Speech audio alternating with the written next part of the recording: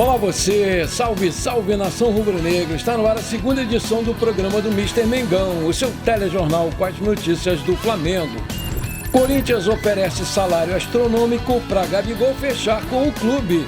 O presidente da FIFA parabeniza Flamengo pela classificação no Mundial 2025. Rubro-negro sinaliza interesse em jogadores do Red Bull Bragantino. Possível troca envolve atacante emprestado pelo Flamengo. Ayrton Lucas volta à mira do time de Jorge Jesus. Essas e outras você confere agora. Fica comigo até o final, porque aqui tem muito mais Flamengo para você.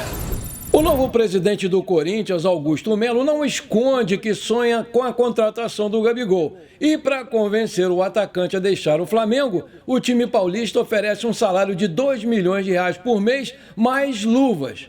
Porém, a movimentação da diretoria de Itaquera no mercado vai contra a realidade financeira atual, já que o clube paulista acumula dívidas milionárias. De acordo com o portal UOL, a nova diretoria do Corinthians já informou ao staff do jogador sobre os valores e as conversas estão em andamento. Ainda segundo o portal, uma reunião entre as partes está agendada para os primeiros dias de 2024. O clube paulista estuda incluir atletas para viabilizar a liberação do atacante. Apesar de promessas mirabolantes por Gabigol, o Corinthians vive uma grave crise financeira. Nessa semana, o meia Matias Rojas notificou o clube paulista por pagamentos atrasados. O Paraguai, inclusive, cogita ir até a FIFA para romper o contrato com uma dívida de aproximadamente R$5 milhões em direitos de imagem. Além disso, o Corinthians ainda não pagou pelo volante Fausto Vera.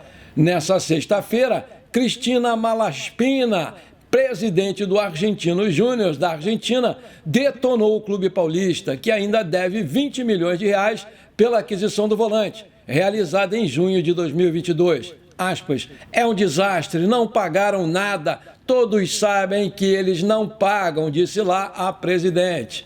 Recentemente, o Marcos Braz disse que o Gabigol não está à venda e, além disso, ele tem contrato até dezembro de 2024 e há uma alta multa rescisória no valor de aproximadamente €100 milhões, equivalente a 529,7 milhões de reais. Por outro lado, em entrevista ao Podpah, no início de dezembro, o Gabigol relembrou que tem vínculo com o Flamengo e planeja um ano especial. O camisa 10 não descartou uma saída do clube, mas caso isso ocorra, só seria em dezembro de 2024, quando o vínculo atual se encerra. Por outro lado, o volante Thiago Maia, atualmente no Flamengo, está entusiasmado com a possibilidade de jogar no Corinthians. E a negociação entre as partes avançou nos últimos dias. Mas alguns detalhes ainda precisam ser acertados. Uma das questões pendentes é o modelo de negócio. Tanto o Flamengo quanto o Corinthians estão considerando a opção de uma troca envolvendo o volante Fausto Vera. E, além disso, o Timão manifestou interesse em incluir o lateral direito Mateuzinho na transação. O Flamengo não se opõe a essa proposta, visto que entende que a dupla seria uma boa contrapartida para que os cariocas assegurem a contratação do jogador corintiano, que é um agrado ao técnico Tite. Segundo apurações do portal Gazeta do Urubu, a equipe paulista já está animada internamente e acredita que vai poder anunciar a contratação do camisa 8 do Flamengo em breve, já que o jogador gostou muito da proposta paulistana. O problema é que o Corinthians tem uma dívida, como eu já falei lá em cima, de $4 milhões, R$20 milhões na cotação atual, referente a uma parcela da compra do Fausto Vera junto ao Argentinos Júnior, em junho de 2022. A equipe argentina, inclusive, já foi à FIFA cobrar formalmente o valor. Nessa sexta-feira, o presidente da FIFA, Gianni Infantino, publicou um vídeo em sua conta no Instagram parabenizando e dando boas-vindas ao Flamengo pela classificação no Super Mundial de Clubes de 2025. Dá só uma olhada aí. Parabéns pela classificação ao novíssimo Mundial de Clubes da FIFA nos Estados Unidos em 2025. Parabéns, felicidades ao Flamengo.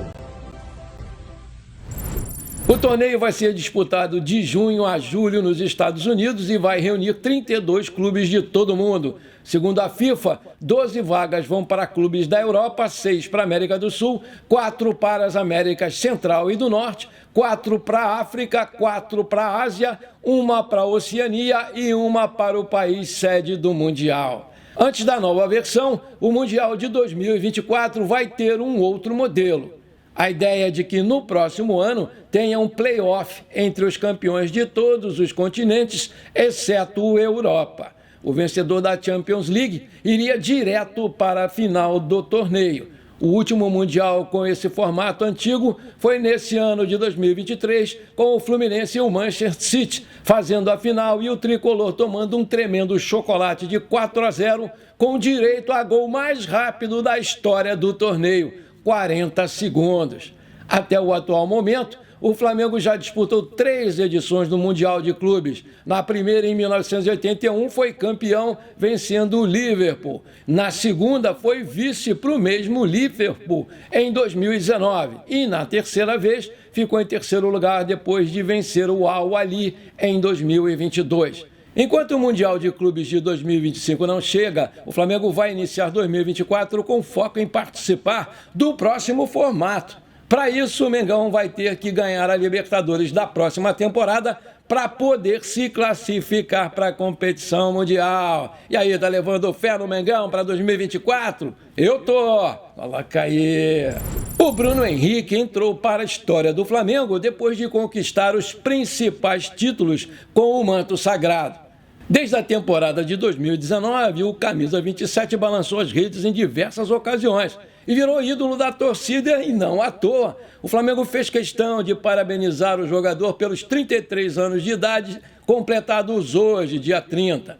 Em 5 anos de Mengão, o Bruno Henrique conquistou 11 títulos e entrou para a história do Mengão. 3 campeonatos carioca, 2019, 2020 e 2021. Brasileirão foram 2, 2019 e 2020. Libertadores foram 2, 2019 e 2022. Supercopa do Brasil, 2, 2020 e 2021. Recopa Sul-Americana, 2020 e Copa do Brasil, 2022. Dá uma olhadinha aí na homenagem que o Flamengo fez para ele.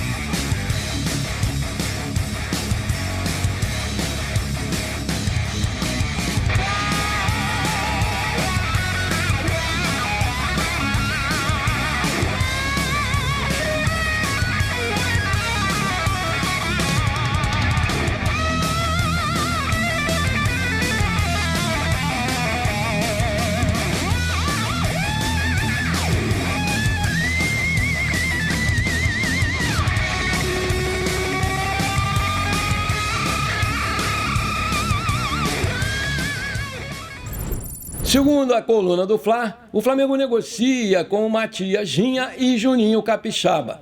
A necessidade do clube em contratar um lateral esquerdo pode ter relação com o interesse do Al Hilal da Arábia Saudita em Ayrton Lucas.